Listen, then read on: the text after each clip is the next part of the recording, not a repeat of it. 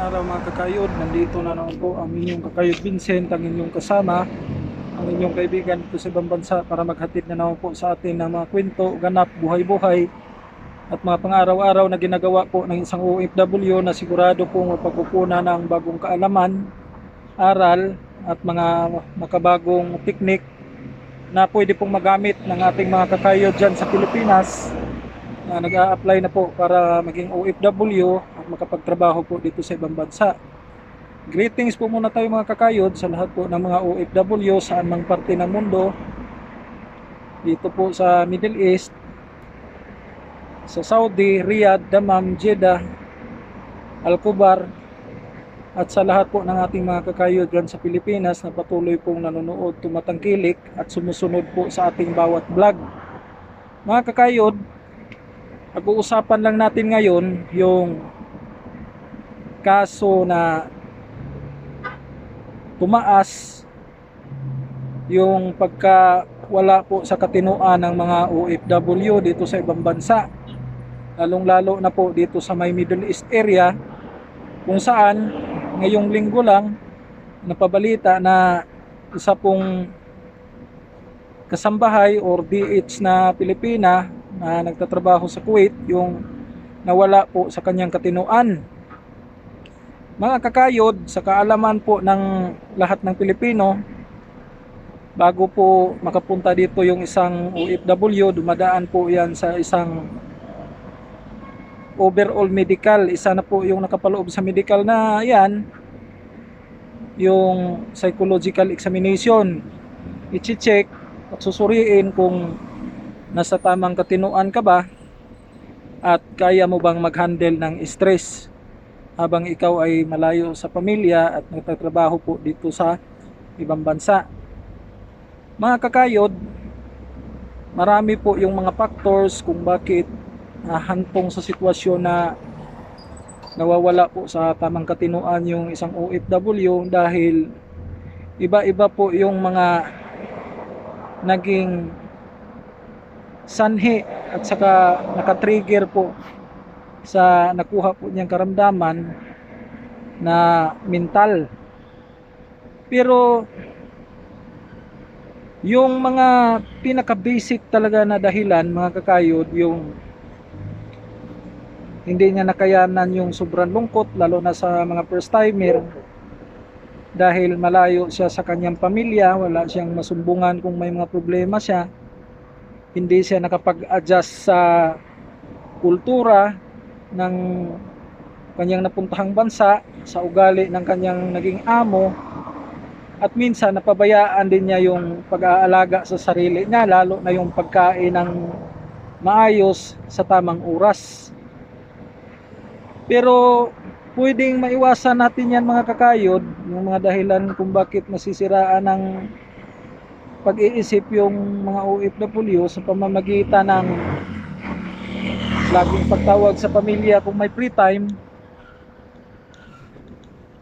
Isipin lang na kaya po yung mga ginagawa nating pagtitiis at libangin po yung sarili sa pamamagitan ng panonood ng mga YouTube videos, paggawa ng mga hilig habang nasa trabaho at sa panahon ng break time. Mga kakayod, sana yung problema din ng aspetong mental ng mga OFW makita, matutukan at mabigyan po ng aksyon ng mga kagawaran po ng Philippine government na nandito po sa bawat bansa para po magkaroon ng stress debriefing, emotional management team na magre-response kung may problemang ganyan yung isang OFW, at magkaroon po ng mga psychological at saka happiness program sa bawat OFW na nandito sa ibang bansa. Dahil hindi naman po maganda mga kakayod na pumunta ka dito sa ibang bansa na sa tama kang pag-iisip pero babalik ka na sa Pilipinas na medyo nawala ka na sa katinoan. Isipin natin mga kakayod, kayanin natin na nandito tayo sa ibang bansa para sa mga pangarap natin sa pamilya, sa sarili, sa kapwa, at sa lahat ng mga pwede nating magawa. Kaya tatagan po natin ang ating sarili, magdasal po tayo sa ating kaligtasan at sa ating biyaya na matanggap dito, at huwag masyadong isipin ng stress, i-enjoy lang. At kung malungkot ka man, tumawag ka sa iyong pamilya o kaibigan para may mapagsumbungan ka ng iyong problema na dinadala. Mga kakayod, kung sino man yung nakapanood sa atin na may mai-advise sa ganitong problema, or may masabi, or may naging karanasan, paki-comment naman po sa baba para makita natin, mabasa ng ating mga kakayod dyan sa Pilipinas na nag-a-apply papunta dito, para magkaroon po sila ng bagong kaalaman at alam na nila kung ano yung mga adjustment na gagawin nila para hindi sila darating sa ganitong problema. Mga kakayod, kung bago ka mo po sa ating channel, kasiyahan po natin na bigyan nyo ako ng isang like, subscribe at hit the notification bell para lagi po tayong updated sa mga videos na i-upload natin.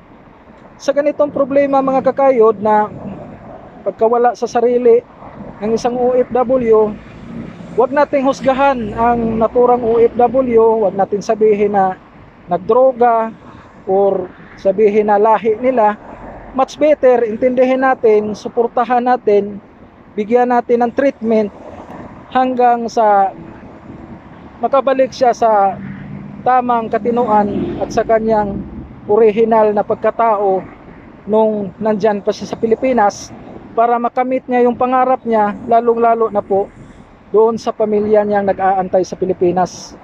Mga kakayod, ang buhay po ng isang OFW ay very challenging. Minsan sa sobrang kalungkutan, sobrang problema, dadating talaga sa panahon na kahit yung sarili mong katinoan mawawala sa iyo.